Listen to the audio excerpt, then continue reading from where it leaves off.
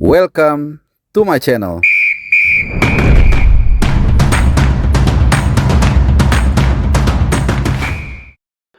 Oke, fresh from oven. Seperti juga wajah gue yang fresh karena baru mandi sepulang dari menghadiri presscon dan juga latihan atau pitch testing dari kedua tim yang akan segera beradu kuat besok ya, atau mungkin nanti ya, tergantung gue postingnya jam berapa. Ini gue rekam jam setengah 12 malam. Ya, ada beberapa hal yang ingin gue update ya, karena kalian mungkin sudah melihat potongan-potongan konferensi pers yang berlangsung sore tadi. Jadi sedikit gua mau ulang. Konferensi pers itu berlangsung dalam 2 sesi seperti biasa. Nih H-1 diawali Indonesia jam 16.45, lalu dilanjutkan Australia 15.15. Indonesia tentunya dihadiri oleh Coach Sintayong dan jajarannya, termasuk JJ sang translator dari Indonesia ke Korea Selatan, ke Korea dan sebaliknya. Dan pemain kali ini yang menemani adalah Justin Hubner. Sepengetahuan gua, ini adalah pertama kali Justin Hubner menghadiri konferensi pers ya. Rio Fahmi udah pernah, Witan udah pernah, kemudian juga Pratama Arhan udah pernah, siapa lagi? Jordi Amat udah pernah. Jadi ini kalau nggak salah pertama kali Justin Hubner datang mewakili pemain ya untuk menghadiri konferensi pers. Nah, ini juga sekaligus untuk kemungkinan atau hampir pasti ya Justin Hubner akan kembali masuk ke line up dan mengisi posisi CB kiri, dan mengembalikan juga Verdong ke posisi ke left back ya, kemungkinan besar seperti ini. Tapi kita nggak akan bahas soal line up karena gue udah bahas di edisi sebelumnya. Gue akan cerita sedikit terkait dengan situasi menjelang pertandingan Indonesia menghadapi Australia dalam babak ketiga atau round ketiga kualifikasi Piala Dunia 2026. Nah, kemarin itu ada 2-3 hal yang menarik yang mungkin kalian nggak akan lihat di mana-mana. Yaitu pertama, kemarin hujan turun ya, mengguyur Senayan dan sekitarnya. Bahkan juga ada beberapa teman, rekan lah gue bilang ya, yang menginformasikan ke gue, "Bang, Jakarta Timur hujan juga bang." Jadi ini akan agak lumayan ya, karena seperti yang gue ulas di bagian sebelumnya, dalam beberapa hari ini Jakarta itu panasnya minta ampun, panas banget ya. Jadi kemarin itu diguyur hujan, jadi agak lumayan adem. Ini yang pertama. Nah, kemudian juga tadi sesi latihan agak menarik nih, yang kedua ya. Jadi seharusnya itu sesi latihan Australia dulu ya di GBK, lalu kemudian dilanjutkan oleh Indonesia. Tapi entah mengapa tadi dilangsungkannya simultan itu berbarengan ya. Jadi, dan anehnya lagi Australia itu latihannya, pitch testingnya benar-benar di lapangan, di rumput yang akan dipakai besok, yaitu di GBK. Sementara Indonesia itu di Stadion Madia ya. Walaupun, nah ini yang menarik nih teman-teman ya, walaupun menurut gua dari pengamatan, mungkin nanti gua akan sertakan videonya, lapangan atau rumputnya itu sebenarnya menurut gua bagusan Madia. Memang kalau kita lihat dalam beberapa hari terakhir, rumput GBK itu sudah hijau royo-royo lah gitu ya, udah hijau banget semua, karena memang sudah ditanam menggunakan rumput yang digulung seperti karpet ya. Jadi sekali lagi, kalau dulu ada informasi nggak tahu dari mana datangnya ya, karena mungkin kurang memahami lapangan ya, atau tidak berdasarkan pengamatan di lapangan, itu dikatakan nanam rumput itu seperti nanam sawah dengan gerobak. Ternyata itu bukan ya. Ini gue repetitif lagi kalau kalian yang belum nggak, supaya tahu alur ceritanya. Jadi itu sebenarnya mencabut snitch atau benang yang menghubungkan antara satu rumput dengan yang rumput yang lain. Jadi penanamannya itu tetap menggunakan rumput yang seperti karpet digulung. Cuman memang kalau kita lihat nanti gambarnya gue akan sertakan, itu tidak semulus rumput tetangga ya gitu ya. Jadi masih ada agak sedikit gelombang. Ya sekali lagi gue selalu memberikan parameternya memang cukup tinggi ya. Di Qatar, bahkan di Jeddah kemarin juga, terutama di Qatar, karena di Qatar gue benar-benar menginjak rumputnya, baik yang di Al Egla tempat latihan timnas saat itu, yang tim nasional senior, maupun juga di rumput lapangan di Abdullah bin Khalifah. Waktu off air, waktu belum pertandingan itu, waktu presscon H-1, gue kadang-kadang melipir untuk ngelihat gitu, iseng-iseng, rumputnya itu bagusnya minta ampun. Nah ini walaupun nanti kalian hijau ya, seperti yang gambar udah kalian lihat mungkin tadi, atau sekarang gue nggak tahu ngeditnya gimana, itu agak sedikit bergelombang ya. Ini agak sedikit informasi aja. Sekali lagi, ini adalah info otentik ya, bukan katanya-katanya. Semoga ini juga bisa memberikan pemahaman kita. Jadi kalian yang nonton video gua, terutama edisi kali ini, terasup dengan informasi yang real. Oke. Itu terkait dengan latihan kemarin seperti biasa ya. Latihan preskon ini kalau kita nanyanya kurang kurang pinggir-pinggir jurang gitu ya, atau agak kurang-kurang nyeleneh, atau itu biasanya pertanyaan jawabannya juga standar ya. Contoh misalnya gue saat itu bertanya kepada Coach Sintayong, apa yang bisa Anda pelajari dari pertandingan dari Arab Saudi? Ya dia jawabnya formalitas saja ya, tentang stamina kita memang jauh lebih baik bla bla bla gitulah, dan ini akan kita tingkatkan lagi di pertandingan besok gitu ya. Jadi ya normatif lah, apalagi kalau bertanyanya bagaimana coach persiapan untuk besok, paling jawabannya ya kita sudah berusaha untuk berlatih sekeras mungkin, kita sudah mempersiapkan sebaik mungkin, dan tim atau para pemain sudah bersiap untuk bekerja keras dan meraih hasil kemenangan besok. Paling jawabannya begitu.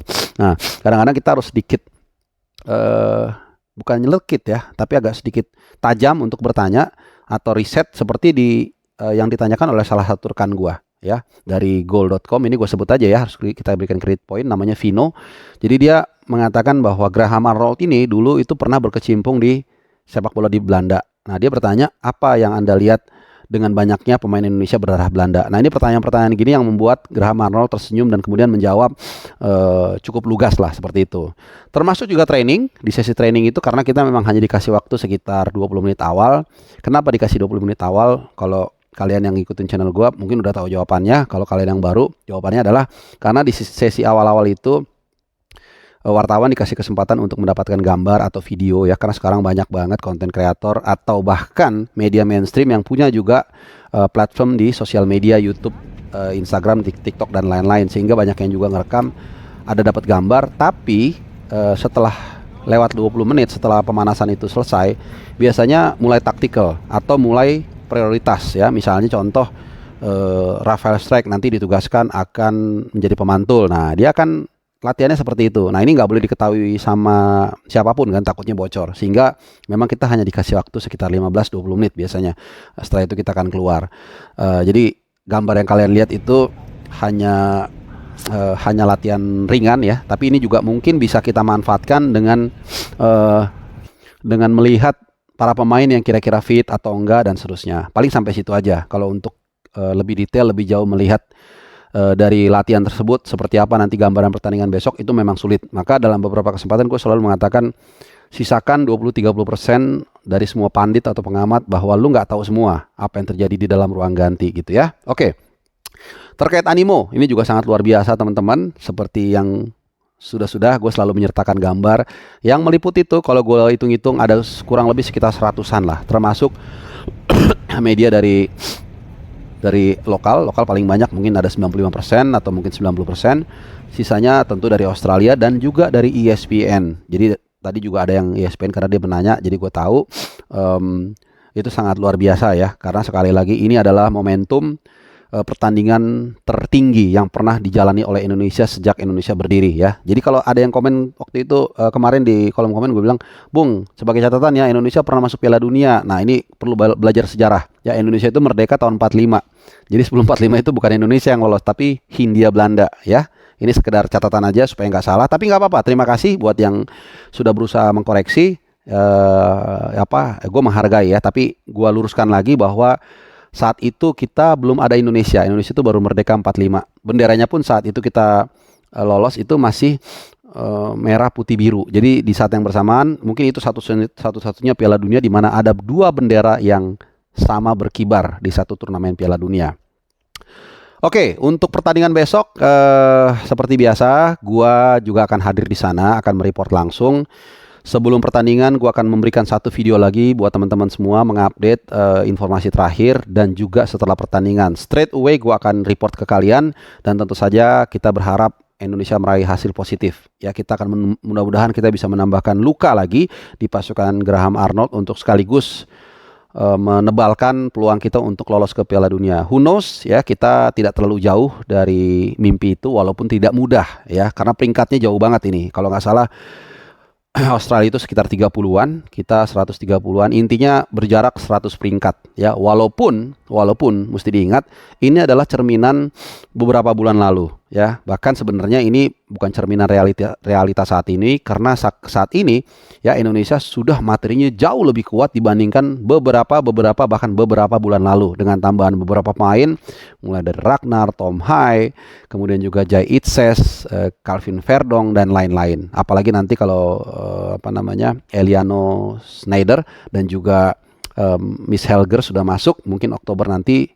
Itu baru mungkin akan lebih beda lagi ya, kita akan lebih lengkap lagi. Yang pasti Hafner sudah bisa kembali main, jadi dipastikan atau hampir pasti dia akan mengisi CB kiri. Jadi semoga lini belakang kita lebih kokoh dan juga lebih bagus dalam membela serangan, karena sekarang kita punya dua posisi kiri yang memang kaki kiri. Jadi Calvin Verdong kiri luar, kaki kiri Kidal, kemudian CB kiri juga kaki kiri, ini penting. Nah, nanti kalian akan lihat pasti akan lebih beda, lebih firm mudah-mudahan ya, asal aksi premanisme dari Hafner gak keluar ya, mudah-mudahan. Karena ini orang kalau gue bilang agak-agak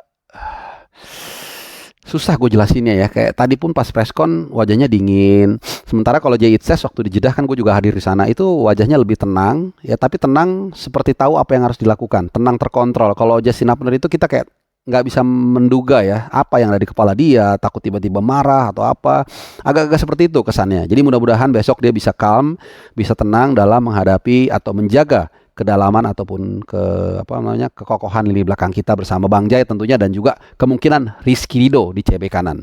Oke, terakhir last but not least, kemarin gue sudah mengumumkan pemenangnya, yaitu lumayan jereng gue milih pemenangnya karena ada 700 lebih yang menjawab. Jadi terima kasih buat kontribusi kalian, tapi mohon maaf, hanya ada 2 orang yang gue pilih jadi pemenang, dan ini totally gue nggak kenal sama sekali. Tapi mohon maaf, kemarin agak kurang jelas ya. Jadi sekarang mudah-mudahan gue share di sini, mudah-mudahan bisa terbaca.